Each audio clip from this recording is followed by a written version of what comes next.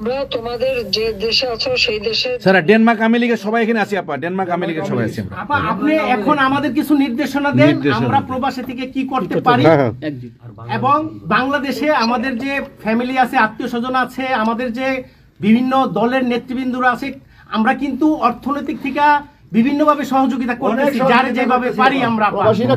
বাকিটা আপা আপনি নির্দেশনা দেন, আপনার নির্দেশনার মতো আমরা কাজ করব বাংলাদেশে এবং প্রবাসে। তোমাদের যেটা করতে হবে, একটা হচ্ছে তোমরা যে দেশে আছো সেই দেশের আইন কানুন মেনে ইউতে, ইউরোপিয়ান ইউনিয়নে যেখানে তোমার ওখানকার পার্লামেন্টে যেখানে আছো সব জায়গায় এই জনমতটা তৈরি করতে হবে।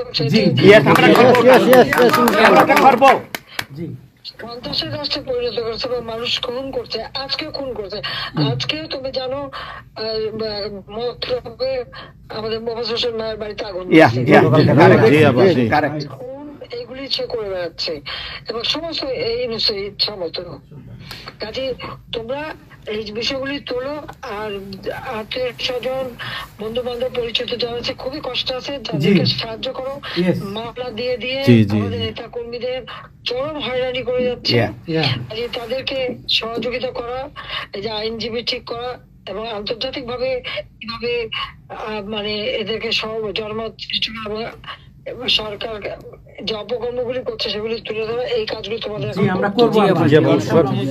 আপা একটা জিনিস একটু সন্দেহ লাগতেছে আপা, তাদের সাথে তোমরা থাকবা, কাজ করবা, আর দেশের ভিতরেও মানুষকে যে এই সরকারকে না তাড়ালে দেশের মানুষের মুক্তি দেয়, যে এরা জঙ্গিদের সাথে হাত মিলিয়ে এই ইউনূস, যাকে সবচেয়ে বেশি সুবিধা আমি দিচ্ছি, গ্রামীণ ব্যাংকে 400 কোটি টাকা আমি দিয়েছিলাম যখন 96 সালে সরকারে ছিলাম, ব্যাংকটা বসে যাচ্ছিল।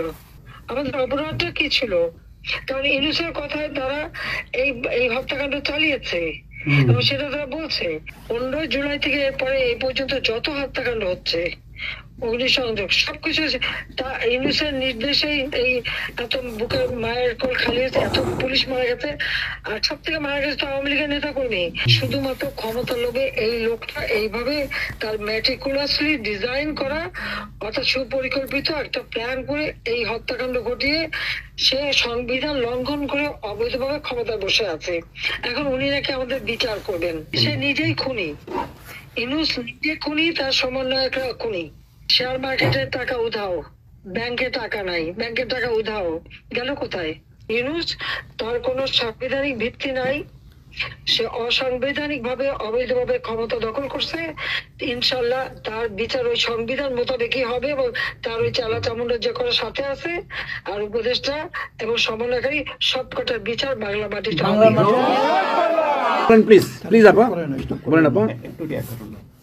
আমি যে কথাগুলি বলি রাখো, তোমরা রেকর্ড করে রাখো, তোমরা প্রচার করো, আমার আপত্তি নেই।